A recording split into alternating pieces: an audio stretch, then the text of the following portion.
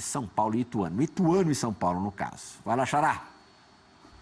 Olá, Plihal. Olá a todos ligados no Bate-Bola. A notícia de hoje aqui no São Paulo é que o clube rejeitou uma proposta equivalente a 48 milhões de reais pelo Cueva. Essa proposta veio do futebol chinês, do Dalian FC, e tanto o jogador quanto o clube decidiram que não era o momento para uma negociação. Do lado do Cueva, pesa muito a Copa do Mundo, a expectativa dele de fazer um ótimo primeiro semestre para se garantir na seleção peruana. Do lado do São Paulo tem, claro, a questão técnica de como seria perder um jogador como o Cueva nesse momento, como seria a reposição dele, e também a proposta seria um pagamento parcelado, não era exatamente a ideia que o São Paulo tem para esse momento. Falando um pouco sobre o Dorival Júnior, depois de 2 derrotas em 2 clássicos na temporada, surgiram críticas, principalmente por parte de conselheiros próximos à diretoria, mas a diretoria do São Paulo e o departamento de futebol dão respaldo ao Dorival Júnior para ele seguir o trabalho dele, entendem que a pré-temporada de fato foi curta, ainda é um começo de trabalho, então ainda tem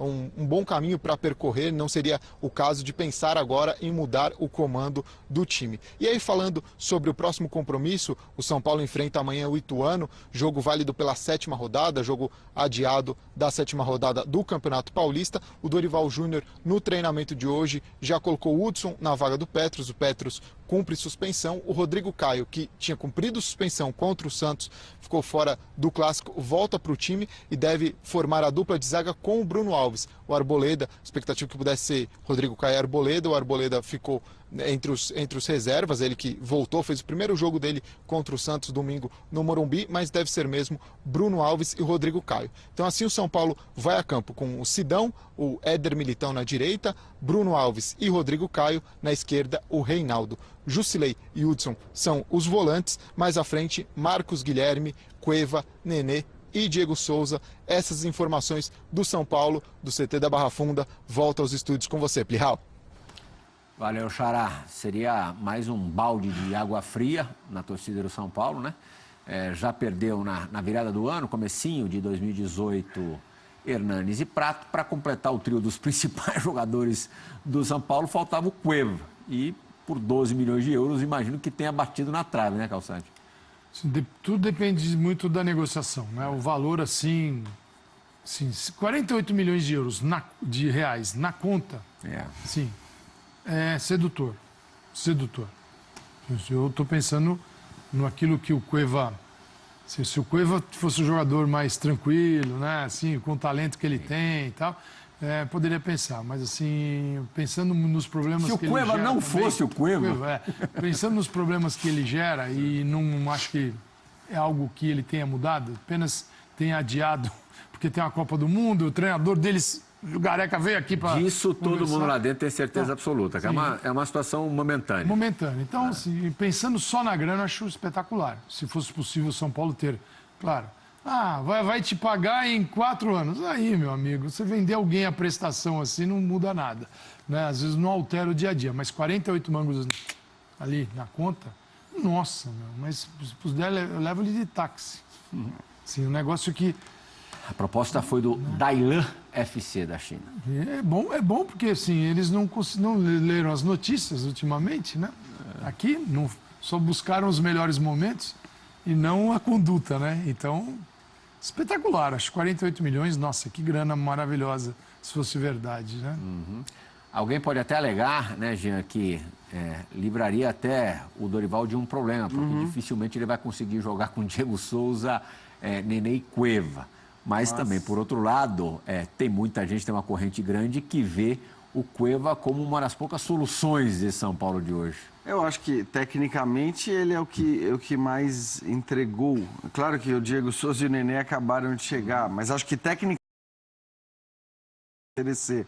mas ele não é um cara confiável, assim.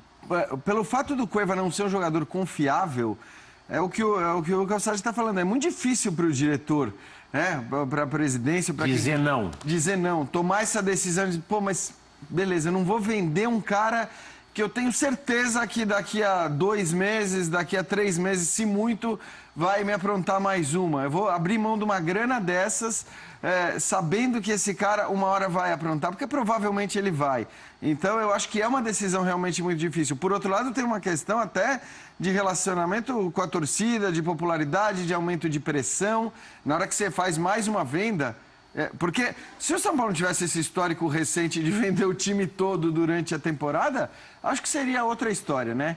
Se o único histórico recente do São Paulo fosse o de indisciplina do Cueva, que é bem recheado, e o São Paulo não tivesse vendido o Hernanes, não tivesse vendido o Prato, não tivesse vendido todos os jogadores que vendeu na temporada passada, aí eu acho que você não tinha que ter nem dúvida. Tchau, Cueva, enche os cofres, se livra desse jogador que é um jogador problema. Ou se tivesse contratado o Scarpa... É isso, ou se tivesse contratado um jogador que tem uma capacidade técnica de fazer o que o Cueva faz. Agora, acreditar. É claro que a situação e todos esses aspectos tornam a decisão difícil, mas do ponto de vista de gestão, talvez fizesse mais sentido mesmo o que o Calçade falou, mas é complicado, né? Até porque não é que o Diego Souza está voando. Não é que o Nenê tá voando. Se os dois estivessem jogando muita bola, você fala, não, legal, vai pôr um jogador mais rápido. São poucos jogos, principalmente o Nenê, acho que são 4 jogos. Claro. Eu nem vejo o Cueva pelo Nenê, assim, então sai o Cueva e tem o Nenê ainda. Eu acho que sai o Cueva e fica um buraco ali para ser frente. Então, vazio. Mas sai o Cueva e entra o Valdívia, por exemplo, que é um cara que acabou de chegar, que pode jogar eventualmente na linha de meia. Não se compara, né? Não se compara tecnicamente, é claro. Mas é o que eu tô falando. Se o Nenê... chega voando e tem condição de jogar os jogos mais importantes num nível muito bom. Agora, essa negativa do São Paulo, eu acho, assim, eu acho que... Primeira coisa, eu achei a negativa do Cueva, assim, de pronto, sem nem se valorizar ou valorizar, ter dito não a uma proposta tão grande, muito rápida. Então, mas aí, né? E a do São Paulo meio que surfando no não do Cueva. Acho que o São Paulo não tinha tanta convicção em não negociá-lo. Agora, a proposta é fato, Plihal. Isso, fato. Isso, a proposta O que o São fato. Paulo não poderia fazer nesse momento era mostrar o seguinte: a sua insatisfação pelo não do jogador.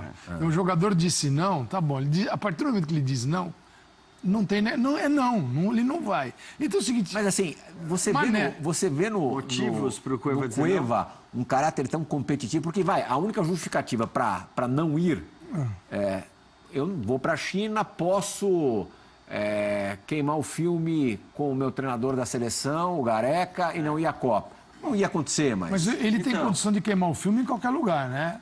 Até na Premier League. Ele tem capacidade, mas acho que assim, o Cueva, sinceramente, a gente tá falando da seleção peruana. Num ambiente acomodado... Se a seleção brasileira tem o Renato Augusto que joga na China e vai para a seleção brasileira, o Peru não pode se dar o luxo de maneira... Tibete. É isso. Depende dele. O Peru dele. não pode se dar o luxo de maneira alguma de abrir mão do Cueva, esteja ele jogando onde estiver. Quer dizer, ele vai ser convocado. Aí eu fico pensando assim, né? Como pensando no empresário do Cueva e no Cueva como projeto de carreira para o futuro, que é o seguinte: o empresário tem que tentar conseguir o melhor para o seu jogador, os melhores negócios. E o jogador também pensar na vida dele, dar os passos. Tem 2 passos, né? Quando você junta, quando eles vão na mesma direção, é fantástico. O técnico e o financeiro. Se ele vai para uma liga maravilhosa e ganhar bem, é o melhor dos mundos. Às vezes você tem uma proposta para ganhar muito bem e a liga, nesse caso, não te encanta. Mas qual é o futuro dele, com todo esse histórico que ele tem, sendo que a última era dos Emirados, né? Era. Agora veio da China. São esses os mercados... A Europa nunca vai chegar para ele, a não ser que o cara só se na Copa tiver do Mundo. Mas aí o cara tem que ser bem seduzido pelo Mundial, né? Porque se olhar para o currículo, passado, para ignorar o currículo, o Mundial tem que ser explosivo. Mas isso acontece também, né, Acontece. Tem muito time europeu que vê 2, 3 jogos em Copa do Mundo, fica encantado com o jogador, paga uma grana, contrata e aí... Acho que eles estão isso acontece apostando muito, nisso. Ele como carreira e o empresário também, porque para acreditar muito em não, é acreditar, vou arrebentar, nem que seja em 3 jogos no Mundial, se não passar da primeira fase, ele tem 3 para arrebentar.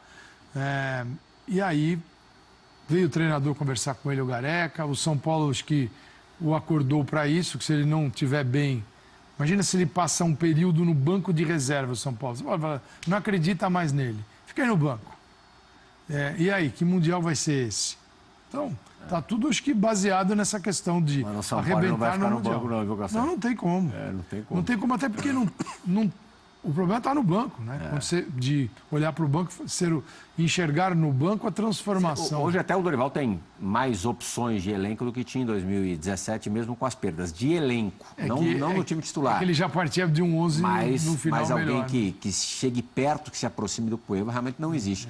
Falando no Dorival, Mauro, o Dorival já, no ano passado um pouco menos, porque tinha ali a situação periclitante de escapar do rebaixamento, mas já começou o ano desgastado, com parte da torcida longe de morrer de amores por ele. E agora esse couro vai engrossando. O time ganhou 4 partidas seguidas, mas não convencia ninguém, mesmo sem sofrer gol, ou não convencia a maior parte da torcida. Perde mais um clássico contra o Santos, de novo a pressão toda em cima do técnico. São Paulo, que nos últimos anos aí trocou de técnicos uma média aí a cada 6 meses, de novo com o comandante na Berlinda. O que eu estou achando curioso do São Paulo é que, assim, eu vejo já sobrar muito para o técnico e pouco para os dirigentes, né? Sim. Que foram os caras que fizeram as contratações. Se o Cueva fosse vendido, talvez pudesse ser até interessante para contratar jogadores de outras posições. E ficaria mais fácil você utilizar, por exemplo, o Diego Souza na posição dele, não de centroavante. Não é centroavante, nunca foi. Aliás, é curioso como começou a ser visto como centroavante, porque o Tite fez uma experiência na seleção brasileira, até porque não tinha tantas opções. O Tite, nesse caso, é o grande culpado. Ele criou uma situação e embarcaram nessa, né? Deram até a camisa 9 para ele na apresentação. Ou seja, um rótulo de centroavante. Você não acha? Acho que sim. Não. Achando que assim iria para a Copa do Mundo. A minha brecha é aí. Mas assim, na época até eu falei aqui, prioridade do jogador não pode ser Copa do Mundo, prioridade tem que ser o clube que o contrata. O São Paulo contratou por 10 milhões de reais. Jogador caro, aos 32 anos, não é nada barato, né? Então acho que talvez se conseguissem vender o Cueva pela quantia, usando esse dinheiro para reforçar o time e usando direito, usando bem, talvez pudesse até preencher outras lacunas, e aí você usa o Diego na função dele de sempre, você tem o Nenê como uma opção, porque é muito difícil reunir os 3, né? E os 3 no centroavante eu diria que é impossível, só numa situação muito circunstancial, de um determinado jogo, parte de um jogo, porque é um time que sem a bola, alguém vai sofrer muito aí, não tem como, né? Você imagina, 2 meias, 3 meias, e um centroavante, ou um meia virando centroavante, sem ter exatamente essa característica. Nosso Paulo Cobo, sempre muito atento aos números, levantou que no futebol brasileiro, esse ano ninguém tem mais posse de bola do que o São Paulo, ninguém troca mais passes do que o São Paulo, e entre os grandes ninguém finaliza menos do que o São Paulo. E mesmo finalizando, e ainda finalizando pouco, com baixíssima eficiência. Isso, na tua opinião, é causado especialmente pelo quê? Acho que são várias razões, né? Um time que não está ajustado, a posse de bola estéril, porque nem sempre você consegue transformar a posse de bola num jogo mais incisivo. E eu acho que é um elenco formado de uma maneira um pouco equivocada. Muita gente que faz um papel muito parecido ali. E isso é um problema, né? E não tem um centroavante também, até para ajudar, para dar uma profundidade, para ser uma referência, para prender os zagueiros, para fazer um pivô. O Diego pode tentar fazer isso, mas ele não é dessa posição. O mais incrível é que até no clube dele anterior ele não jogava assim. Era o André, que o Grêmio agora quer levar, e ele jogava na função dele. O Diego já foi segundo volante, jogou até como volante mesmo, lá atrás, em 2005, com o João Santana no Flamengo, durante alguns jogos. Depois virou um meia e se firmou como um meia. É um jogador que chega bem na área, faz gols, tem até uma boa média de gols na carreira para um cara que não é o 9, né? É um jogador forte, é um jogador que tem boa técnica, tem vários predicados, mas ele não é centroavante. Aí criou-se uma situação que tem o Cueva, aí vem o Nenê, o Diego joga de centroavante. Se isso não funciona, e não está funcionando, acho que esses números evidenciam isso. E o Dorival tem um fantasma dentro de casa, Calçade. Não exatamente debaixo do mesmo teto, porque o time sub-20 treina em Cotia. Mas ali nos corredores do Morumbi, a cornetagem e tal, já clama pelo Jardine, que nesse momento disputa a Libertadores Sub-20. São Paulo está na semifinal, amanhã enfrenta o Nacional do Uruguai. E você pode ter certeza, por mais absurdo que possa parecer, e que seja, se o São Paulo vencer a Libertadores Sub-20, essa corneta vai ganhar força. E ele já foi campeão da Libertadores Sub-20, né, o Jardine. O Jardine é um belo treinador, assim, na categoria dele. A questão são as oportunidades. Hoje a gente tem na base gente bem preparada. Porque senão a base precisa de um conhecimento extremo. Não só pela experiência, mas por outras portas do conhecimento aí eles têm na base. E o momento é bom, porque essa experiência começa a aparecer em outros clubes. Por exemplo, de caras que estão lá ou nas comissões técnicas e são levados ao time principal, o caso do Carille, mas que não era da base, mas estava lá. Acho que na semana passada mesmo foi falado, de repente o Jardine primeiro ser um auxiliar a mais para o Dorival Júnior. Isso é delicado. É muito delicado. Eu acho que isso agrava essa pressão sobre o Dorival. Claro, porque o auxiliar geralmente é uma escolha do treinador. Quando o auxiliar vem por outros caminhos, ele pode gerar um incômodo no treinador. Até nessa situação muito clara que você citou, acaba sendo Sim, o treinador está, né? Ali perto na ponta da prancha já tem um cara atrás. Então é bem delicado. Eu acho que talvez não precise o São Paulo trabalhar nesse sentido. Se não existe uma aceitação, se isso não é fácil de ser, né? Se o Dorival falar, não, traz ele aí, vamos trabalhar junto, tal. Isso aqui vai ser o futuro. Então, eu duvido que alguém tenha essa dimensão, né, para tratar coisa. Mas que é um bom treinador, agora, precisa ter a paciência, o desejo. E você não acha que precisa ter também, para você lançar alguém com as características do Jardine, com a pouca experiência em times profissionais, ou nenhuma experiência em times profissionais, com o elenco que você tem, Diego Souza, Nenê, Cueva, Calçade, vamos falar em bom português? Os caras engolem o Jardine no terceiro dia. Tudo isso. Eu acho que são aspectos que precisam ser considerados.